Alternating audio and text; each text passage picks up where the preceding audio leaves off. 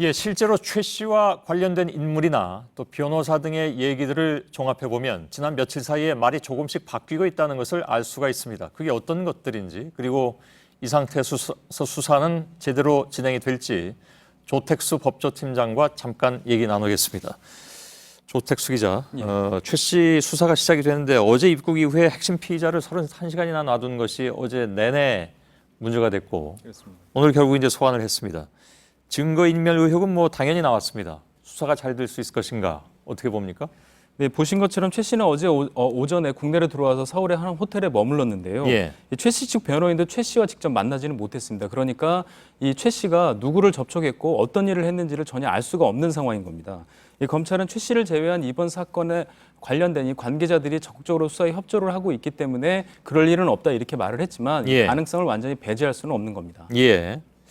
검찰은 원래 이런 것 때문에 구속도 하고 그러지 않습니까? 증거인멸 가능성 때문에. 근데 모르겠습니다. 이 부분에 있어서는 굉장히 좀 느슨하게 얘기하는 듯한 그런 느낌을 받고 있어서 네. 물론 검찰이 그러리라는 거 믿고 싶지는 않습니다만은 좀 아까 얘기도 나왔습니다만 대포폰 같은 경우에는 뭐 이게 추적이 잘 안 되고 하니까 대포폰을 구입하려 한 것도 이 정황이 지금 밝혀졌고 네. 여러 가지로 그런 그 의심은 하게 됩니다. 실제로 최 씨 측근인 고영태 씨 같은 경우에 최 씨에 대한 증언이 처음하고 다소 좀 바뀌었죠.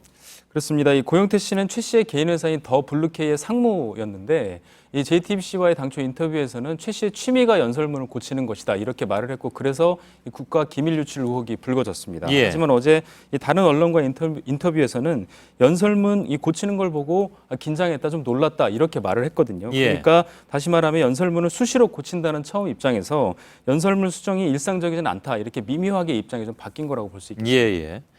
최 씨의 변호인도 증거인멸은 없었다 이렇게 부인을 했는데 그건 어떻게 봅니까? 네, 어제까지만 해도 당초 최 씨 측 변호인은 뭐 증거인멸, 말맞추기 의혹에 대해서 내가 언급하는 것은 적절하지 않다 이렇게 말을 아꼈는데요. 예. 오늘은 잠시 전에 보신 것처럼 취재진이 계속 따라다녀서 최 씨를 만날 수가 없었고 증거인멸할 부분도 없다 이렇게 말을 했습니다. 그러니까 말씀드린 것처럼 최 씨가 뭘 알아 했는지 모른다는 건데 그렇다고 해도 증거인멸이나 말맞추기 이런 부분들은 최 씨가 직접 할 수도 있는 부분이기도 합니다. 예.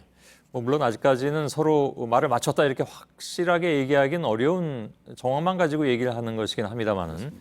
근데 조금 전에 고영태 씨처럼 이렇게 핵심 인사들의 말이 바뀌고 최 씨도 비슷한 진술을 하게 되면 실체 규명에는 그만큼 좀 어려워지는 상황이 아니겠느냐 하는 거죠. 네, 그래서 검찰도 잠시 전에 보신 것처럼 오늘 조사 과정에서 최 씨를 긴급 체포할 가능성도 배제하지 않고 있다 이렇게 밝힌 건데요. 다만 그만한 혐의가 있어야 되는데 횡령이나 배임 혐의가 우선적으로 검토될 것으로 보입니다. 예. 그러니까 미르나 K재단에서 최 씨의 개인 회사로 돈이 흘러갔다는 그런 돈의 흐름과 관련된 이 객관적인 물증을 상대적으로 다른 혐의에 비해서는 확보하기가 쉽기 때문인데요. 예. 일단 그렇게 해서 신병을 확보한 뒤에 수사 방향을 결정하고 수사를 확대할지 결정할 그럴 가능성이 있습니다. 예. 뭐 그렇기 때문에 지금 뭐 최순실 씨에 대한 조사뿐만이 아니고 안종범 전 수석이라든가 또 정호성 전 비서관 이 수사도 빨리 진행돼야 되는데 지금 그럴 만한 상황은 아닌 것처럼 보이네요. 검찰 태도를 보면. 네, 일단 검찰은 이 안 전 수석, 정 전 비서관을 출국 금지했습니다. 수사 예. 선상에는 올려놓은 건데 말씀하신 것처럼 당장 소환하지는 않겠다 이렇게 밝혔습니다. 그러면서 이 최 씨에 대한 조사가 급하다 이렇게도 말을 했는데요. 일단 현재 특별수사본부에는 서울중앙지검의 형사부, 특수부가 투입이 돼 있는데 오늘 디지털 범죄를 전문으로 하는 이 첨단 범죄수사부가 추가로 투입이 됐습니다.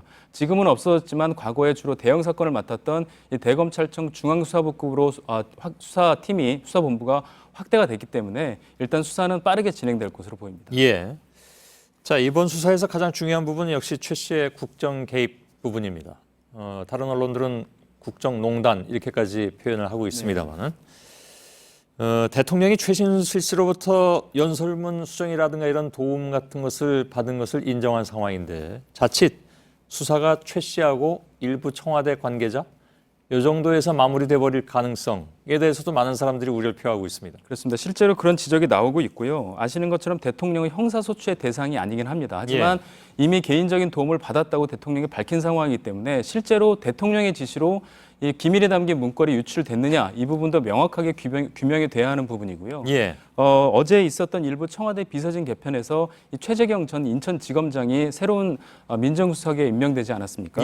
이 특수수사 경험이 많고 평이 좋다 이런 평가가 나오는데 이거는 일단 내부의 평가고 외부에서는 권력에게 유리하게 했던 정치검사다 이런 평가도 엄연하게 존재를 하기 때문에 이 최 수석의 임명이 이번 사건과 관련된 검찰의 수사와 어떻게 맞물려 돌아갈지는 조금 지켜봐야 할 것 같습니다. 조택수 기자였습니다.